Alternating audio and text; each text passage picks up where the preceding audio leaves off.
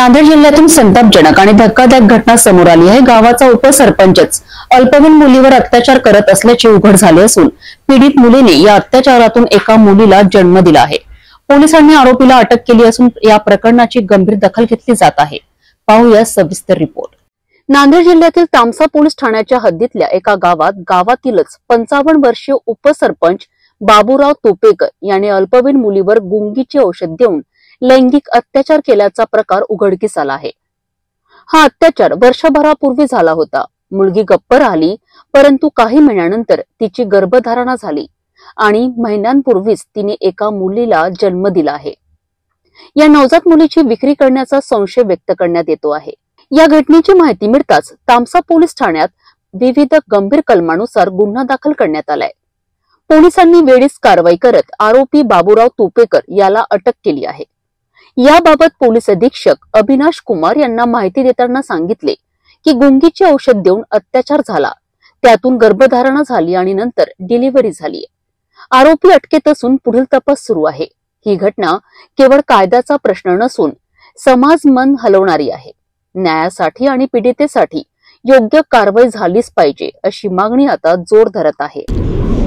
तामसा police station मध्ये 14 April संध्याकाळी एक गुन्हा दाखल झालेला आहे। रिपोर्ट असा झाला होता की एक पॉक्सोचा प्रकरण आहे, ज्यामध्ये एक अल्पवयीन मुलगी आहे ज्यांच्यावर की त्यांची कंप्लेंटमध्ये असा आहे की दारू व गुंगीच्या गोळ्या टाकून ते न्यास दिले आणि त्यानंतर अत्याचारचे प्रकरण झालेलं आहे आणि नंतर गर्भधारणा पण झाला आणि विष्णुपुरी नांदेडमध्ये त्यांची डिलिव्हरी झाली, असं ते पूर्ण प्रकरण आहे।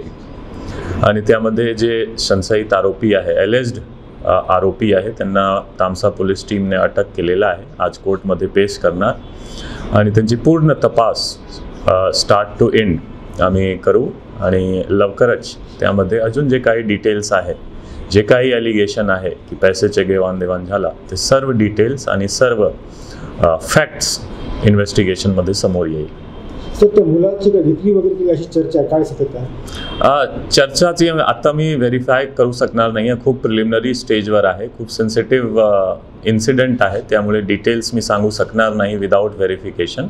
ते तपासमध्ये सर्व समोर येईल। जर खरंच हा घटना घडलेली आहे की नाही तपासमध्ये समोर येईल। आता खूप प्रिलिमिनरी स्टेजवर आहे।